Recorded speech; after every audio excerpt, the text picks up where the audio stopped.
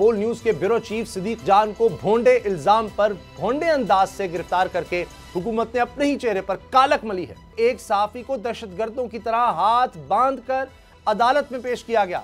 तिब्बी मुआयने के लिए चेहरे पर कपड़ा डालकर ले जाया गया। आज पाकिस्तान के तमाम वो सहाफी दहशतगर्द हैं जो पाकिस्तान के अंदर जमहूरियत की, जो पाकिस्तान के अंदर आजाद अदलिया की, जो पाकिस्तान के कौमी अदारों के एहतराम की बात करते थे, आज वो सारे दहशतगर्द। सब्सक्राइब करें और बेल दबाएं ताकि कोई खबर रह न जाए।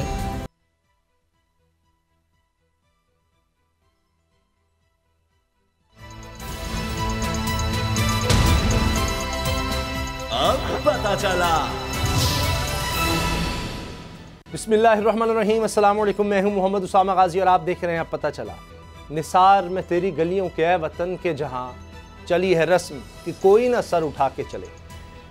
यूं ही हमेशा उलझती रही है जुल्म से खल्क, ना उनकी रस्म नई है ना अपनी रीत नई। यूं ही हमेशा खिलाए हमने आग में फूल, ना उनकी हार नई है ना अपनी जीत नई।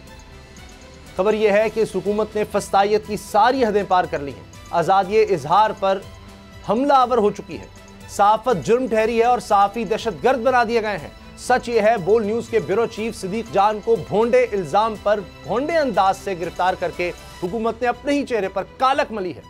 जुल्म की इंतहा देखिए कि सदीक जान को 20 घंटे तक भूखा प्यासा रखा गया, खाने और पीने के लिए कुछ नहीं दिया गया।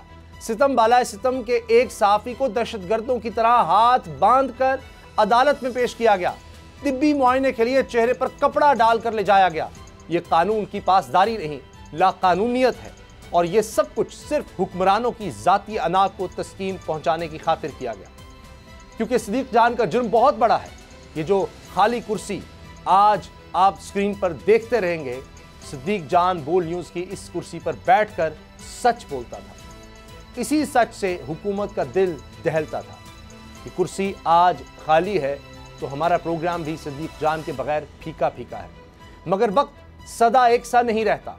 जुल्म आखिर फिर जुल्म है, इसे मिटना ही है। सदीक जान फिर वापस आएगा और सच का सफ़र इंशाअल्लाह जारी रहेगा। इसी से हम आगाज़ करेंगे। हमें आज खुसूसी तौर पर राना अजीम साहब, secretary general Pakistan federal union of journalist join, Syed Muzammil Shah भी मेरे साथ हैं। प्रोग्राम का बाकायदा आगाज़ हम करेंगे सदीक जान की ही आपको हम दिखाएंगे बात जो उन्होंने इस जुल्म के बाद भी, जब अदालत पेश हुए हैं उसके बाद भी उनका अज़्म क्या था, उनका हौसला क्या था, क्या कहा है सदीक जान ने, आप देखिए। इंशाल्लाह डटे हुए हैं, जो बात की है उसके ऊपर कायम है, जो बात कर रहे थे वो बात। जी सदीक जान ने जो कहा आपने सुना कि डटे हुए हैं, इंशाल्लाह डटे रहेंगे। राना अजीम साहब, हमने देखा है केसेस होते हैं हुकूमतों की तरफ से सहाफ़ियों पर, लेकिन अब दहशतगर्द ये पहली दफ़ा हो रहा है कि दहशतगर्द तक बना दिया गया है। और जिस तरह वो हाथ बांध कर और अब कपड़ा डालने की जिस तरह कोशिश थी, भूखा प्यासा रखना, ये तो पहले नहीं हुआ। बिस्मिल्लाहिर्रहमानिर्रहीम, अस्सलातु वस्सलामु अलैका या सय्यदी या रसूलल्लाह, अस्सलातु वस्सलामु अलैका या सय्यदी या हबीबल्लाह। आपने बिल्कुल दुरुस्त कहा, बिल्कुल दुरुस्त कहा। देखिए, ये बात तो बड़ी क्लियर है कि आज एक सहाफी को नहीं, पाकिस्तान के तमाम सहाफियों को दहशतगर्द बना दिया गया है। आज पाकिस्तान के तमाम वो सहाफी दहशतगर्द हैं जो पाकिस्तान के अंदर जमहूरियत की, जो पाकिस्तान के अंदर आजाद अदलिया की, जो पाकिस्तान के कौमी अदारों के एहतराम की बात करते थे, आज वो सारे दहशतगर्द हैं। क्यों भूल गए ये लोग?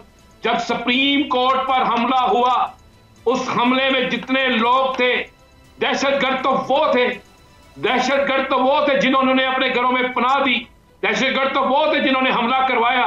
सदीक जान इस पाकिस्तान की आजाद अदलिया की जंग लड़ता रहा, सदीक जान पाकिस्तान की जमहूरियत की जंग लड़ता रहा। अफसोस, आज जमहूरियत के अलमबरदार खामोश रहे। सदीक जान सहाफियों की ट्रेनिंग करता रहा, सहाफियों के लिए जंग लड़ता रहा।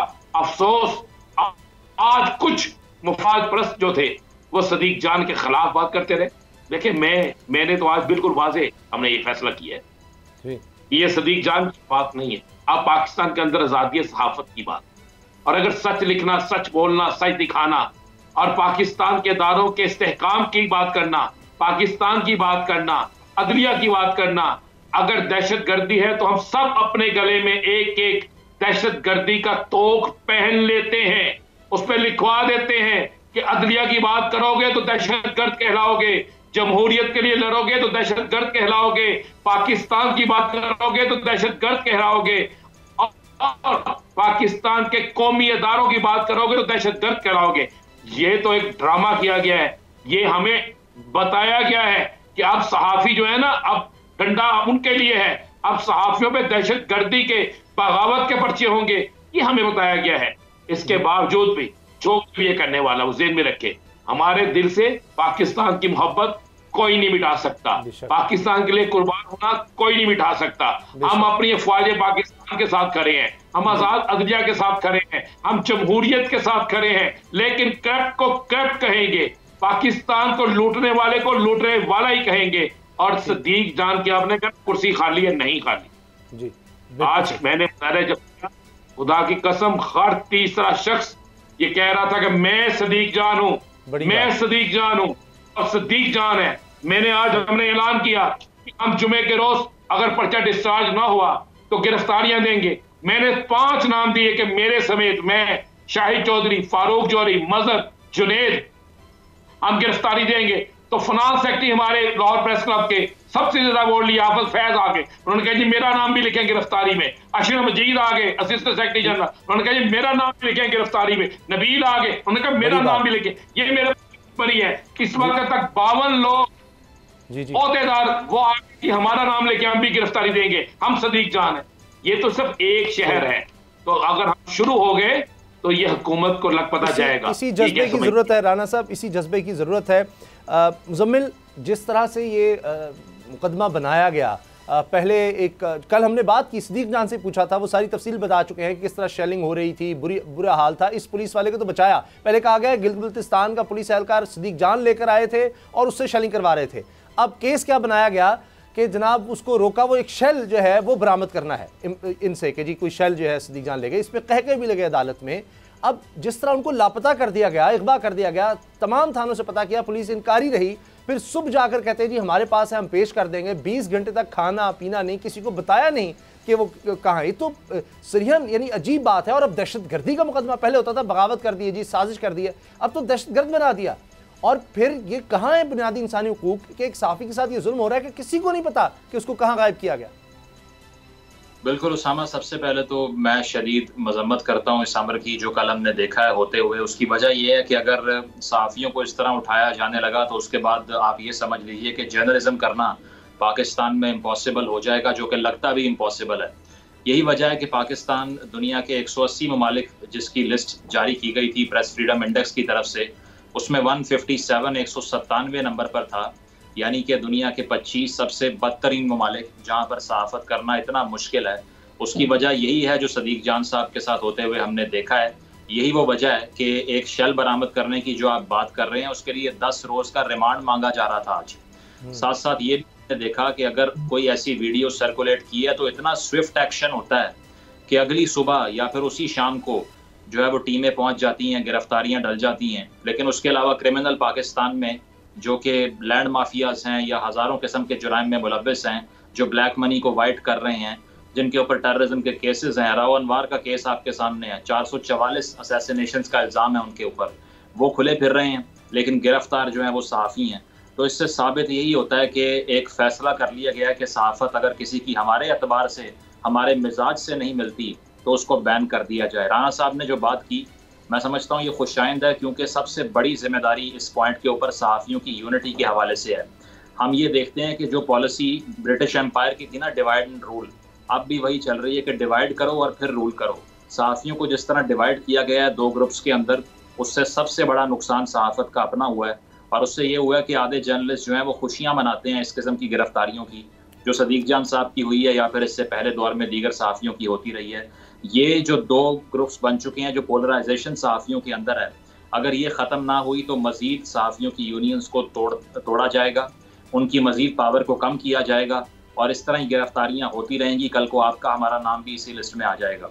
तो इसको ख़त्म करने के लिए राना साहब ने जो बात की है, इस तरह की दीगर जो सहाफ़ती तंजीमें हैं उनकी रिस्पॉन्सिबिलिटी बनती है और आवाम की भी रिस्पॉन्सिबिलिटी बनती है कि वो मुतालिबा करे कि सहाफ़त जो है उसको जुर्म मत बनाएं, उस पर बैन मत करें, या सहाफ़ियों को रिपोर्टिंग की बेस पे जेल में मत डालें। अगर आपको कोई शुबा था कि उस वीडियो में ऐसी चीज़ है जो कि गैर कानूनी हुई है, तो अदालतों के दरवाजे खटखटाएं, आप जुडिशरी मैटर को डील करें।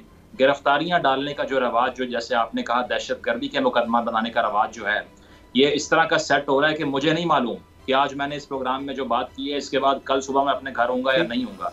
आपको नहीं मालूम कि बात करेंगे उस पर कार्रवाई दहशतगर्दी की ना हो जाए कहीं। तो इसीलिए कानूनी रास्ता इख्तियार करती गवर्नमेंट, अगर उनको खदशा भी था सदीक जान तमाम एक्टिविटी, लेकिन दहशत मुकदमा बनाना मैं समझता हूँ कि पाकिस्तान ये बहुत खतरनाक का ये साइन है। ये एक और निचली तरीन गहराई में गिर चुकी है हुकूमत।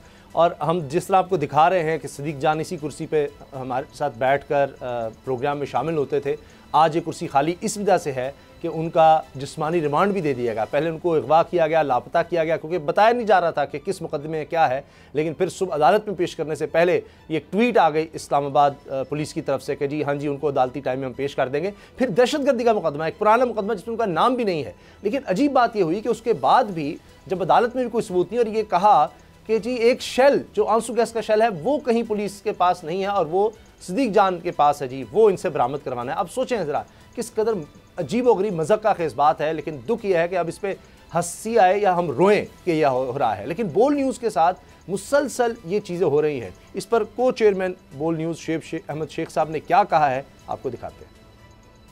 अब तो हमने लिखा हुआ है जुल्म मिटने के लिए, दो चीज़ों से मिटेगा भाई, दो चीज़ों से, मेरा ईमान है दो चीज़ों से मिटेगा। एक, अदल की कुर्सी पे जो लोग बैठते हैं ना, वो अदल के हिसाब से फैसले करने लगे। निज़ाम बाद में चेंज होगा अदल का निज़ाम, लेकिन ये भी फैसले उस तरीके के करने लगे तो चेंज हो जाएगा। जुल्म जालिम जुल्म कर नहीं सकेगा। दूसरा, कौम निकल खड़ी हो जुल्म के खिलाफ तो जुल्म खत्म हो जाएगा। या इन दोनों में से कोई एक चीज हो जाए या दोनों हो जाए। आप देखो ना भाई, अगर 420 का मुकदमा था, उस वक्त अदलिया में जो लोग बैठे हुए केस देख रहे थे वो पूछते ना, यार चीट हुआ कौन है कि जो इतना तुम शोर करके केस लाए हो, इसमें कौन चीट हुआ है? जब उनको दिखता कोई चीट नहीं हुआ, केस खत्म कर देते। तो जालिम जुल्म कर ही नहीं पाता। 9 जजेस ने नोट बिफोर किया मेरे केस को, यार 1.5 साल चला। शख्सी जमानत का केस, 1.5 साल में बेल में रहा, मतलब अंदर रहा, बेल नहीं हुई मेरी। 82% की आईटी एक्सपोर्ट के बंदे को इस तरीके से जेल में रखा हुआ था। ये क्या मजाक तमाशा था भाई? अगर वहां उस वक्त फैसला हो जाता, सवाल ही नहीं पैदा होता कि कोई मसला होता। सेम केस इस्लामाबाद में कर दिया। एक ही इल्जाम पे 2 केस हो नहीं सकते भाई। आज तक चल रहा है वो केस, करते ना खत्म हो जाता जुल्म। 102 दिन के बाद अपील, मतलब 60 दिन का वक्त होता है। 102 दिन के बाद मैं जीत गया, केस बरी हो गया, 102 दिन के बाद अपील फाइल की, एक्सेप्ट कर ली। नहीं करते ना एक्सेप्ट, खत्म हो जाता ना जुल्म यार। भरी अदालत में मुझे बरी कर दिया, फिर पता नहीं क्या हुआ, 2.5 घंटे बाद का नोट बिफोर, मैं नहीं सुनता ये केस। नहीं करते ये यार, खड़े रहते अपने फैसले पर, मिट जाता जुल्म। नहीं कर पाता जालिम, अपनी चीज चला नहीं पाता। ये नहीं हुआ ये भाई। अभी अदालत में आप ये देखें ना, ब्रिगेडियर पे जब इल्जाम लगा कि उसने रिश्वत दी है और जज ने रिश्वत ली है, झूठा है वह इल्जाम, ये तो बस ये है ही सब झूठ। लेकिन जब उसने खुद ब्रिगेडियर को एफआईआर ने नामजद नहीं किया एफआईआर में, तो खत्म करते ना केस यार। किस बात का रिमांड था, किस बात का मुझे बेल पे छोड़ा, केस खत्म करते ना आप, मिट जाता जुल्म। नहीं करता जालिम फिर उसके बाद जुल्म। नहीं हुआ ऐसा। लेकिन और मेरा जज बदल दिया यार। मुझे लास्ट मैंने जो पढ़ा था उसमें सुना था जज अपने आप को खुद हटाए केस से तो हटा सकते हैं, या चीफ जस्टिस साहब हटाएंगे इस्लामाबाद हाई कोर्ट के तो हटा सकते हैं, या तो इन दोनों में से तो किसी ने नहीं हटाया। मगर मेरा जज तब्दील हो गया। पूछा जाए ना यार, रुकते ना इसको, कैसे जज तब्दील हुआ? मिट जाता जुल्म। नहीं कर सकता था कोई जालिम इस तरीके से जुल्म। 102 दफा का जो रिकॉर्ड इन्होंने पैमरा का कायम किया है भाई, एक ही मामला होता है ना कि चेयरमैन पैमरा को कानूनन नहीं कर सकता वो चैनल बंद, अथॉरिटी करती है, चेयरमैन पैमरा कर देता है। बगैर नोटिस दिए नहीं कर सकता, बगैर नोटिस दिए कर देता है। नोटिस के बाद टाइम देना चाहिए, वो टाइम नहीं देता, और उसके बाद सुनना चाहिए अगले का, उसके बाद फैसला होगा। ये सब कुछ नहीं होता और वो बंद कर देता है। फिर हम कोर्ट जाते हैं, कोर्ट कहता है ये गलत हो गया, बहाल हो जाते हैं। तो अगर ये दूसरी दफा के बाद उससे पूछ लेते कि यार हर दफा यही तमाशा हो रहा है यार, उसको फिक्स कर देते चेयरमैन को, वो जो भी बंदा था उस वक्त, मैं लोगों में नहीं उलझा, सवाल ही नहीं पैदा होता। तीसरी दफा बंद करता कोई, 102 दफा की जरूरत ही नहीं थी। तो करते ना अदल का उस तरीके, रोक देते उसको। अल्लाह ताला ने बिठाया इन कुर्सियों पे इनको यार, ये अल्लाह ताला की तरफ से फैसले करने हैं इन्होंने, ये समझना है। करते फैसला रुक जाता। पूछते इनसे यार एफबीआर के पैसे देने हैं इसको पैसे देने के बजाय क्या ऑडिट का घपला लगाया हुआ यार, तमाशा बनाया हुआ। मतलब मेरी दोनों चीज टैक्स एग्जेम्प्टेड इंडस्ट्री से मैं ताल्लुक रखता हूं। गेल क्या है, करते हैं खत्म हो जाती कहानी यार, खत्म हो जाता ये जुल्म। पूछते हैं कस्टम के सारे कागज मौजूद हैं, तुम क्या तमाशा लाए हो और क्या जरूरत थी इनको ये करने की। अगर ये एग्जेम्पशन की चीज मौजूद है इसके अंदर, मीडिया के अंदर एग्जेम्प्टेड है उसके अंदर चीज, पूछते खत्म कर देते केस। खत्म हुआ भी था कैसे, यही पूछते फिर कैसे खुल गया, खत्म हो जाता जुल्म। जालिम जुल्म नहीं कर पाता भाई। तो या तो ये फैसले आएंगे, जुल्म मिट जाएगा, जालिम कुछ नहीं, या कौम खड़ी हो जाएगी जुल्म के खिलाफ, और खड़ी हो गई है अब। ये दोनों चीजें बल्कि अब नजर आने लगी हैं। हम तो कॉस्ट पे कराए भाई, बस अब हमारी आगे आने वाली नस्लें अच्छा एक पाकिस्तान देख लें। आपने सारा बैकग्राउंड सुन लिया। को चेयरमैन शुएब अहमद शेख खुद बता रहे थे इन केसेस के हवाले से। राना अजीम साहब, आप secretary general Pakistan federal union of journalist, पूरे पाकिस्तान की फेडरेशन को रिप्रेजेंट करते हैं, उनके सहाफ़ियों को रिप्रेजेंट करते हैं आप। अब चाहे इमरान रियाज हों, गिरफ्तारी हम देखते हैं, समी साहब पर हमला देखते हैं, जमील फारूक की गिरफ्तारी देखते हैं, को चेयरमैन शुएब अहमद शेख की गिरफ्तारी देखते हैं, और अब सदीक जान पर फिर अब दहशतगर्दी का। ये तो ऐसे लग रहा है कि जुल्म बढ़ता जा रहा है। देखें, जब जुल्म बढ़ता है उसी वक्त जुल्म मिटता है। जब जुल्म बढ़ जाए तो जुल्म मिट जाता है। और जिस वक्त जिस दौर में जीना मुश्किलों दौर में जीना लाजिम है, बड़ी बड़ी क्लियर सी बात है। और हम इंशाल्लाह इस जुल्म को खत्म करके दिखाएंगे।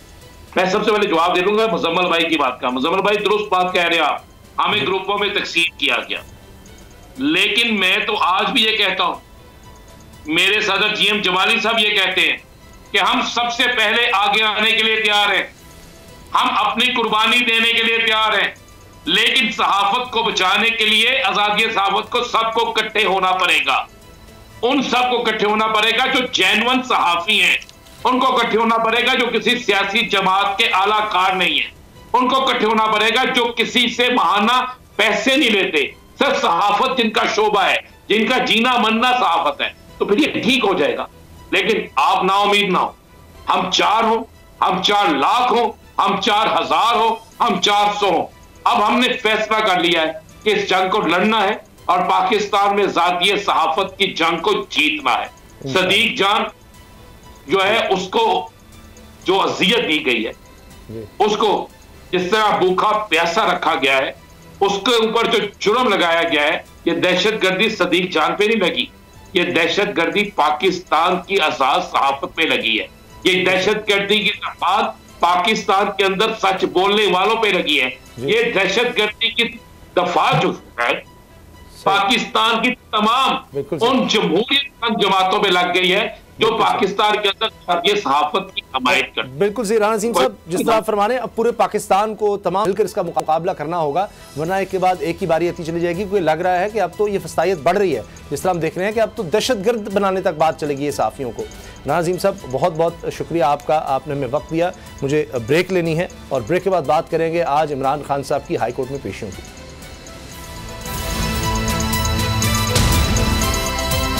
अब पता चला।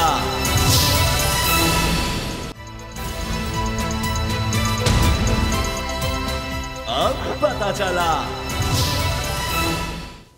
इमरान खान साहब आज हाई कोर्ट में पेश हुए। 3 मुख्तलिफ अदालतों में वो गए और हिफाजती ज़मानत भी मिली और नैब केस में भी उनको ज़मानत मिल गई। एक मामला तौहीन अदालत का भी था, उसमें इमरान खान साहब दरख्वास्त लेकर गए, उसमें हुकूमत से जवाब भी तलब कर लिया गया है।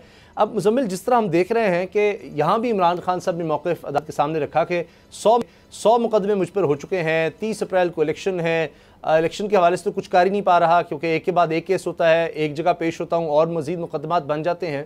तो ये तो ऐसे लग रहा है कि केसेस की भरमार होती चली जाएगी। और आज वो काफ़िले के बग़ैर पहुँचे हैं, तो मैं देख रहा था मरीम औरंगज़ेब साहबा वो कह रही थी कि जी वो छुप कर क्यों आए हैं, वो दहशतगर्द छुप कर ही आते हैं, ये इसलिए इस तरह से आए हैं। तो हुकूमत की भी स्ट्रेटजी समझ नहीं आती कि वो इमरान खान साहब वो क्या चाहते हैं, किस तरह आए। ज़्यादा लोगों के साथ आते हैं तो मुकदमे होते हैं, अगर वो इस तरह आते हैं कि किसी को पता ही नहीं होता और खुद कह रहे थे कि जी मैं अब गाड़ी बदल कर आया हूँ ताकि पता ना चले, तो भी हुकूमत खुश नहीं होती। तो ये तो ऐसा लगता है कि हुकूमत सिर्फ टारगेट किया हुआ है कि किसी ना किसी तरह इमरान खान को ये अदालतें सजा क्यों नहीं दे देती। देखिए, मरियम औरंगजेब साहिबा का ये बयान कि वो छुप कर आए हैं और उन्होंने साथ साथ ये भी कहा कि बहुत जल्द इनको मुंह दिखाने की जगह नहीं मिलेगी, तो मैं समझता हूँ कि बिल्कुल अनरियलिस्टिक बात है। पहले आप ही गिला करते हैं कि अगर वो लोगों को लेकर आ जाएं या फिर वहाँ पर हजूम इकट्ठा हो जाए, बदनज़मी हो जाए, तो रियासत के वसाइल भी ज़ाया होते हैं। जिस तरह कल भी हमने बात की कि एक पेशी पर 2 करोड़ का खर्च आ गया था। तो आज मैं समझता हूँ खान साहब ने जो रास्ता इख्तियार किया यही होना चाहिए और इसी तरह उनको कोर्ट में अपीयर करना चाहिए ताकि इतना बर्डन वहाँ पर ना आए कि इंतजामी मामला जो है वो संभालना मुश्किल हो जाए। तो इसको बजाय इसके खुशाइन करार देते कहा यह जा रहा है हुकूमत की तरफ से कि छुप कर आए हैं, तो मैं नहीं समझता इसको सीरियस लेना चाहिए इस बयान को। जहाँ तक इमरान खान साहब की ये बात है कि इलेक्शन कैंपेन का उनको वक्त नहीं मिल रहा, और उन्होंने साथ साथ ये भी कहा कि मेरी जो अदालत पेशी है यही मेरी कैंपेन है, और सही कहा उन्होंने। उसकी वजह यह है कि अब उनको कैंपेन की ज़रूरत इस हुकूमत के अगेंस्ट नहीं है जो कि मंजर आम से ही गायब है, जिसके फैसले समझ नहीं आ रही कि सबके कंसेंसस के बगैर हो रहे हैं, कौन कर रहा है कौन नहीं कर रहा। आधे इत्तेहादी कोई बात कर रहे हैं, बिलावल साहब कह रहे हैं कैबिनेट को छोड़ देंगे। तो इससे नज़र यही आ रहा है कि खान साहब को ज़्यादा मेहनत की ज़रूरत अब नहीं है। उसकी वजह यह है कि जो नैरेटिव है उनका वो सर चढ़कर बोल रहा है, वो सोशल मीडिया पर भी आपको दिखाई देता है, मेन स्ट्रीम पर भी दिखाई देता है, सड़कों पर भी दिखाई देता है, और खान साहब की जो रैलीज हैं उसमें भी वो वाज़े दिखाई देता है। तो इससे समझ यही आती है कि इमरान खान साहब को कैंपेन की परेशानी नहीं होनी चाहिए। उसकी वजह यह है कि उनका जो मुकाबला उन हरीफों से है जो कि ख़ास काम कर नहीं रहे, जो ग्राउंड पे दिखाई नहीं दे रहे, जिनका नैरेटिव इतना कमज़ोर है कि वो सारी पार्टियां मिल के भी तहरीक इंसाफ को कन्फ्रंट नहीं कर पा रही, इसलिए एक हेल्दी बैलेंस भी क्रिएट नहीं हो रहा, और यही वजह है कि इलेक्शन में डिले पर डिले हमें दिखाई देता है। और जहाँ तक इमरान खान साहब ने आज अदालत में बात की अपनी जान को ख़तरा होने के हवाले से, ये बहुत पेचीदा सूरत हाल है, क्योंकि खान साहब के क्लेम्स इसको लेके बहुत सीरियस हैं, लेकिन अनफॉर्चुनेटली इसका जो एविडेंस है या फिर इसकी जो इंक्वायरी है वो हो नहीं पाती। जिस तरह से उन्होंने ये भी कहा कि मेरे घर पे जब हमला किया गया शीशे तोड़ दिए, मेरी अहलिया घर में अकेली थी, तो इस सारी सूरत हाल को अब इन्वेस्टिगेट कौन करे? जो हुकूमत वहाँ पर बैठी हुई है पंजाब के अंदर, वो तो खुद ये सब ऑर्केस्ट्रेट कर रही है। इसके अलावा जो सेंटर में गवर्नमेंट है वो भी खान साहब के हरीफ हैं, उनको वो FIR में नामजद कर चुके हैं। तो इस सारी सूरत हाल से लगता ये है कि इमरान खान साहब जब भी जान के खतरे का इजहार करते हैं तो उसको या तो नॉन सीरियस कोई लेता नहीं है गवर्नमेंट की तरफ से, या फिर उसमें ऑथेंटिसिटी कितनी है ये आवाम तक पहुंचाना भी बहुत मुश्किल काम हो चुका है। तो इसीलिए ये पेशियां जो हैं या मुकदमात जो हैं, इनका सिलसिला तो रुकने वाला नजर नहीं आ रहा कि होगा, लेकिन अगर इस तरह से साइलेंटली इन केसेस को परसू करते रहें इमरान खान साहब भी और साथ साथ कानून मामला चलें, तो मैं समझता हूँ कि वो हालात नहीं होंगे जो गुज़श्ता हफ्ते हमने देखे, जिसमें शेलिंग हो रही है, मार धाड़ हो रही है, बदअमनी की फ़ज़ा है। इसको बंद होना चाहिए। साथ साथ कारकुनान का हजूम नहीं होना चाहिए कोर्ट्स के बाहर जब पेशी हो, जिस तरह आज हुआ। तो मैं समझता हूँ अच्छा साइन है ओवरऑल। लेकिन ज़मील, हम ये देखते हैं कि चाहे प्रेस कॉन्फ्रेंसेस देख लें, ट्वीट से भी अंदाज़ा होता है ना इंसान क्या सोच रहा है, जो हालात चल रहे हैं।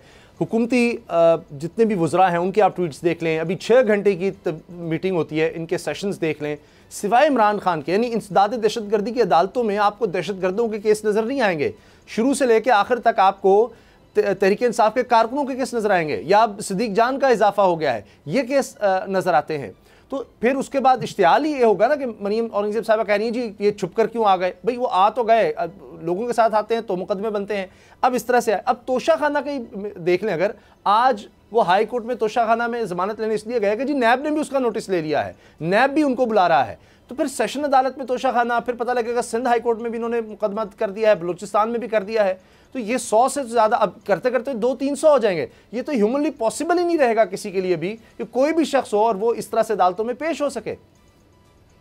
बिल्कुल ऐसे है जी, अगर इन 100 में से किसी एक में भी जान होती केस में तो आज जो है वो बड़ी स्ट्रिक्ट कार्रवाई हो सकती थी इमरान खान साहब के अगेंस्ट, लेकिन इसीलिए कोई शिकंजा जो है वो बन नहीं पा रहा। उसकी वजह यह है कि पॉलिटिकली मोटिवेटेड केस हैं मोस्ट ऑफ देम एक्चुअली।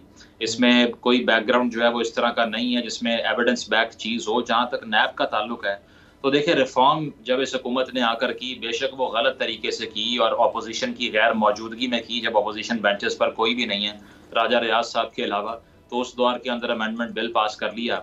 लेकिन नैब की जो सारी तारीख अगर आप उठा के देख लीजिए तो इसमें आपको शायद ही कोई ऐसे केस मिलेंगे जिसमें बड़ी ऑथेंटिसिटी हो, जिसमें बड़ा वजन हो और जो बिल्कुल गैर सियासी अंदाज में बने हो। तो अब भी अगर आके नैब किसी को बुलाती है या फिर कार्रवाई का इंदिया देती है तो उसमें मैं नहीं समझता कि इतनी ऑब्जेक्टिविटी होती है। इसलिए ज़रूरी था कि कंसेंसस से क्लिप करते इनके विंग्स को और बात करते बैठ कर के किस तरह से इख्तियारात को रोल बैक करना है इनके। उसकी वजह यह है कि दीगर इदारे मौजूद थे, लेकिन जिस तरह से की नैब अमेंडमेंट इन्होंने वो सिर्फ वाजे हो गया कि अपने केसेस माफ़ करवाने के लिए किया, इसलिए वो भी कंट्रोवर्शियल हो गई। तो मुशर्रफ साहब के दौर की ये बाकियात थी जिसको लगाम डालनी चाहिए थी पॉलिटिशियंस की तरफ से। जिस तरह 18वीं तरमीम में बड़ी रिफॉर्म्स आई थी और भी आ सकती थी, लेकिन बात वही जो हम कर रहे थे कि पार्लियामेंट्री पॉलिटिक्स के ऊपर तो फोकस है ही नहीं। वो तो किसी को इल्म ही नहीं है ना कि पार्लियामेंट होती क्या है, इकोनॉमी क्या चीज़ है। सिर्फ ये है कि मुकदमात बनाएं, अपने मुखालिफिन को अदालतों में घसीटें और किसी तरह टेन्योर जो है उसको बढ़ा लें। इसकी कोई तरजीह दिखाई नहीं। बिल्कुल, और जो तरजीह आपने कही वो तो ये कि सिर्फ इमरान खान उनके खिलाफ केसेस बनाना, तहरीक इंसाफ को दीवार से लगाना, लेकिन दूसरी तरफ मईशत हमें तरजीह नज़र नहीं आ रही। IMF का प्रोग्राम डिले होता चला जा रहा है और अजीबो गरीब हरकतें हुकूमत की हैं कि जी पेट्रोल की सब्सिडी जो है उस पर अभी IMF से हमने बात ही नहीं की। IMF भी ये बात कर रहा है। आटे की बात कीजिए, मुफ्त आटा, वो भी रोल बैक हो रहा है कि वो मुफ्त आटा जनाब वो तो लोग मरने लग गए हैं, मसला आ गया है। शहबाज शरीफ ने इसका नोटिस ले लिया, कह रहे हैं सस्ते आटे की तरफ ही आएंगे। तो कोई इनकी पॉलिसी किसी हवाले से नज़र नहीं आ रही। इस पर हम ब्रेक के बाद बात करेंगे।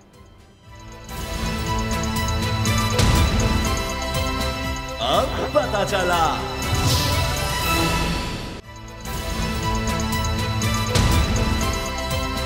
अब पता चला। हुकूमत कुछ कर रही है तो सिर्फ ये कि अपने केसेस माफ़ करवाने के बाद अब मुकदमात बनाने की तरफ है, और स्पीड इतनी ज़्यादा है कि पाकिस्तान की तारीख़ में नहीं देखी गई। तमाम इदारे, FBR, FIA, पुलिस, नैब, जितने भी पाकिस्तान में इदारे आपको नज़र आएंगे, तमाम को इस काम पर लगाया गया है कि जनाब इमरान खान या तहरीक इंसाफ के ख़िलाफ़ क्या करना है। और अगर बात की जाए आवाम की, तो उसमें आप सुनिए कि महंगाई रिकॉर्ड बना रही है। हफ्तावार महंगाई पाकिस्तान की तारीख की बुलंद तरीन सतह पर चली गई। पेट्रोल का एक शोशा छोड़ा गया। अब ख़ुद जनाब मुसद्दिक मलिक साहब क्या कह रहे हैं, मैं उनके अल्फाज आपके सामने रख देता हूँ, क्योंकि ये मौसूफ़ वज़ीर ममलकत हैं और इन्होंने ये बताया है कि जनाब 21 लीटर तक पेट्रोल हम सोच रहे हैं 6 हफ्ते तक होगा, जिसकी अभी IMF से कोई इजाज़त या उनसे बात ही नहीं हुई। यानी ये तो पहले ही मामला खटाई में पड़ा हुआ है, उसके बाद वो मज़ीद बता रहे हैं कि जी अभी उनसे बात ही नहीं हुई, और IMF भी डिनाई कर रहा है जी हमसे कोई कंसल्टेशन नहीं हुई, कई मामला तो अभी बाकी उन पर होगा तो फिर आगे बढ़ेंगे। अब कहते ही हैं कि जनाब हम 100 रुपये सस्ता देंगे मोटरसाइकिल वालों को पेट्रोल, और उसके लिए एक मैकेनिज्म बना रहे हैं। तो 21 लीटर मिलेगा जी महीने में, और 2 से 3 लीटर एक वक्त में मिलेगा। चलिए मान लीजिए 21 लीटर आप दे रहे हैं, और उसके बाद अगर 1 लीटर भी ऊपर कोई इस्तेमाल करेगा तो उसको 100 रुपया ज़्यादा ही देना होगा 22 लीटर पे। तो अगर किसी ने 42 किया तो वो जो उसने बचत की थी वो तो उसकी सारी खत्म हो गई। फिर कहते हैं 800 सीसी गाड़ी तक खुद कोट अनकोट मुसद्दिक मलिक साहब कहते हैं जी 3 टैंक ऑन एवरेज हम देखते हैं इस्तेमाल करते हैं 800 सीसी से नीचे वाली गाड़ियों के, 800 सीसी गाड़ी के, तो एक टैंक तकरीबन 30 लीटर का है। तो हर लीटर पर 100 रुपये का बन जाएगा जी, 3000 रुपये की बचत हो जाएगी, और एक टैंक मिलेगा। 3 टैंक हैं तो महीने में, तो उनमें से सिर्फ एक टैंक पर सब्सिडी मिलेगी। तो बाकी 2 टैंक अगर आप भरवा रहे हैं तो आपको 6000 ज़्यादा देना पड़ रहा है, तो 3000 का तो मजीद नुकसान हो गया आपका। तो इसमें कहाँ फ़ायदा हुआ? तो मुजम्मिल, मुझे तो ये समझ नहीं आई कि फिर ये सारी पॉलिसी क्या है। ये तो वाज़ेह तौर पर नज़र आ रहा है कि उल्टा ज़्यादा शायद आपको पैसे देने पड़ जाएंगे। किसका? खुद कह रहे हैं कि जी एक टैंक से महीने में गुजारा नहीं होगा किसी गाड़ी वाले का, और शायद मोटरसाइकिल वाले भी ऐसे बहुत कम हो जो 21 लीटर में गुजार कर सके महीने में। उसामा, ये देखें, ये आपने जिस तरह एक्सप्लेन किया वो तो टेक्निकल साइड है इसकी, लेकिन बात ये है कि ये असल में मीडिया की कंजम्पशन के लिए होता है कि इससे एक डिबेट शुरू हो जाए कि रिलीफ दिया जा रहा है। लेकिन अनफॉर्चुनेटली कोई भी हुकूमत आ जाए, कोई भी शख्सियत आके पेट्रोलियम का वजीर बन जाए या महंगाई कंट्रोल करने की कोशिश करे, तो सूरत हाल हाथ से निकल चुकी है। उसकी वजह यह है कि हमने कभी एक लफ्ज़ होता है इकोनॉमिक सॉवरेनिटी, उसके ऊपर गौर नहीं किया। हमारी सिर्फ सॉवरेनिटी जो है हमें लगता है कि सिर्फ बॉर्डर्स की होती है, वो मैशत की भी होती है। जैसे ही कोई मुआशी फैसला आप लेने लगते हैं तो IMF बीच में क्यों इंडल्ज करता है? क्योंकि आप टोटली इकोनॉमिकली इंडिपेंडेंट नहीं हैं। उसकी वजह यह है कि गुज़श्ता दौर में भी आप देखिए पेट्रोल को कम करके सब्सिडी दी गई, IMF ने प्रोग्राम रिवोक करने की धमकी दे दी। अब भी मुसद्दिक मलिक साहब ने यह कहा है कि रिलीफ देंगे गरीब आवाम को पेट्रोल के ऊपर, तो इस पर भी IMF के कंसर्न्स हैं। अब आप अपना कोई मुआशी फैसला आज़ाद तरीके से कर नहीं सकते, उसकी वजह है कि you have lost your sovereignty which is economic sovereignty in the longer run. अगर आप कोई फैसला करने की तरफ जाएंगे और IMF की कमिटमेंट से थोड़ा सा डाइग्रेस करेंगे तो वो आपको ऐसा नहीं करने देंगे। हमें याद है कि गुज़श्ता दौर के अंदर भी जो पार्लियामेंट से बिल पास करवाए गए जिसमें ओगरा की इंडिपेंडेंस का, ऑटोनॉमी का बिल था, इसके अलावा उसमें स्टेट बैंक की ऑटोनॉमी का बिल था, वो यही था कि स्टेट बैंक का गवर्नर जो है उसको नैब भी नहीं पूछ सकती कि तुम कोई करप्शन कर सकते हो या तुम्हारी एम्बेजलमेंट्स हैं या कोई ऐसी इकोनॉमिक तुम्हारी एक्टिविटीज़ हैं जो कि मुताबिकत नहीं रखती, जो कि शफाफ नहीं है, उससे भी मुबर्रा हो गया। और ओगरा भी उन्होंने ये कहा कि अब ओगरा भी आपको डिसेंट्रलाइज करनी पड़ेगी, वो इंडिपेंडेंटली डिसाइड करेगी कि पेट्रोल कितने का होगा, गैस कितने की होगी। तो इससे आइडिया ये होता है कि जो हुकूमत अब आया करेगी उसका इकॉनमी के ऊपर कोई भी फैसला IMF से पूछे बगैर मुमकिन नहीं है। और इसका मतलब ये है कि मैं और आप अपने फैसले करने के लिए जिसको वोट देते हैं वो हमारे मुआशी फैसले करने का ही अब मजीद उसमें पोटेंशियल नहीं है, क्योंकि IMF के पास पाकिस्तान की मैशत जा चुकी है। ये है वो रॉट और ये वो बदहाली है जो हमने इनहेरिट की है सालों की इस पॉलिटिक्स से, जो कि अब भी इस मुल्क में जारी है, जिसमें मार धाड़ की सियासत है। तो इसलिए मुसद्दिक साहब हो, शहबाज शरीफ साहब हो, कोई भी हो, मुआशी फैसले ये कर ही नहीं सकते, ना इनका इतना मसला कौन है कि बिल्कुल सही चला। ये तो फैक्ट्स हैं जो आप कह रहे हैं, लेकिन ये जो ऐलानात हैं मिसाल के तौर पर इलेक्शन के लिए रकम ही नहीं है, ये बार बार कहा जा रहा है। आप ये कहेंगे जी आटे पर हम सब्सिडी दे रहे हैं तो इसमें कोई हर्ज नहीं है, तो हर हुकूमत फिर कहेगी कि जनाब हमारे पास पैसे नहीं, जितने थे हम वो आटे पर लोगों को मुफ्त आटा दे रहे हैं। इसी तरह 1 लाख लैपटॉप दिए जा रहे हैं, तो वो ज़्यादा ज़रूरी है, इलेक्शन करवाना इतना ज़रूरी नहीं है। ये तो 5 साल बाद हर हुकूमत ये काम कर सकती है कि ख़जाने में कहे कि 24 करोड़ आबादी है, हम उसको क्या ज़्यादा ज़रूरी है, इलेक्शन या उनकी खुराक, तो वो खुराक पर देने लग जाएंगे। अगर थोड़े ज़्यादा पैसे होंगे कि आटे के साथ हम इनको दालें और घी वगैरह भी देते हैं, सब कुछ देते हैं, तो नारा तो बहुत अच्छा है और ज़रूरत भी है लोगों को। पाकिस्तान में 50% बच्चे, इससे ज़्यादा स्टेंटेड ग्रोथ है उनकी खुराक ही पूरी नहीं हो रही, बच्चों की उनकी ग़िज़ाई ज़रूरियात नहीं पूरी हो रही। और अब तो शहबाज शरीफ साहब आज ये कह रहे थे कि इतने लोग मरने लग गए हैं और इस पर नोटिस ले लिया, पंजाब में जनाब मुफ्त आटा देना था, वो कह रहे नहीं अब हम सस्ते आटे की तरफ आएंगे। 15 रुपये की रोटी, नान भाई कह रहे हैं कि अब हम मजीद नहीं दे सकते, 25 रुपये उन्होंने कहा है कि हमने अब कर देनी है और इसके अलावा और कोई हल नहीं है। एक दिन में 50 रुपये किलो आटा महंगा हो जाता है। तो ये तो ऐलानात करते तो हैं लेकिन वो भी नहीं कर पाते। देखिए वो ऐलानात भी इसलिए हो रहे हैं कि इलेक्शन की कैंपेन के तौर पे इन टैक्टिक्स को इस्तेमाल किया जा रहा है। इलेक्शन कब होना है ये तो खैर मेरा ख्याल है उनको भी इल्म नहीं होगा, ना हमें इल्म है, लेकिन बात यह है कि ये इलेक्शन कैंपेनिंग का मुझे गिमिक्स लगती हैं कि अगर आप इस तरह के ऐलान करें तो इससे साबित यही होता है कि आप अपनी हुकूमत के खात्मे से ऐन पहले अपनी रेपुटेशन ये बनाना चाह रहे हैं कि हमने अवाम दोस्त पॉलिसीज़ बनाई हैं या फिर हमने महंगाई को कम किया, हमने रिलीफ फराहम की है। तो ये सिर्फ इलेक्शन स्लोगनरिंग के लिए ये सारा कुछ कर रहे हैं। इसके अलावा बात है कि एक इकॉनमी जो इतनी वीक है, जो IMF के $1 अरब पे इतनी डिपेंडेंट है कि उसके बगैर चल नहीं पा रही, वो सब्सिडी किसकी जो है वो। और IMF के तर्जुमान का बयान भी आ गया है कि ये पेट्रोल पर कोई मुशावरत नहीं हुई। तो लगता है यह है कि या तो हुकूमत ने अब ये उम्मीद ही छोड़ दी है कि IMF से कोई हमने मामलात करने हैं और आगे बढ़ाने हैं, तो इसलिए अब ये तो पाकिस्तान को एक अंधेरी गली में ले जा चुके हैं। प्रोग्राम देखने का शुक्रिया, इजाज़त दीजिए, अल्लाह हाफ़िज़। अब पता चला। अगर आपको ये वीडियो पसंद आई तो सब्सक्राइब करें और बेल पर क्लिक करें। सुप्रीम कोर्ट के मंसूर अली शाह साहब जस्टिस एक ऑर्डर पास किया उनकी बेंच, और उस ऑर्डर के अंदर उन्होंने बड़ा क्लियर बता दिया कि जी बरियत की जो दरखास्तें हैं वो कब कब लगेंगी। उसमें से एक वजह उन्होंने बताई कि जी जब कोई क्राइम ही ना हुआ हो तो बरी कर दें ताकि अदालतों पे बोझ ना रहे, वो केसेस चलते ना रहे। सुप्रीम कोर्ट ये मिसालें कब बनाएगा ऐसे लोगों के खिलाफ जो इस तरह की FIR काट रहे हैं, वैसे ऑफिसर्स, और ऐसे लोग जो इस तरह के केसेस को जजेस चला रहे हैं। रहमत का महीना आ गया है, बख्शिश का सफीना आ गया, होगी मुलाकात उलमाए दीन से, जो देंगे इत्तेहादे बैनुल मसालिकीन का दर्स, जिक्र होगा अंबियाए कराम, रमजान की स्पेशल ट्रांसमिशन रमजान में।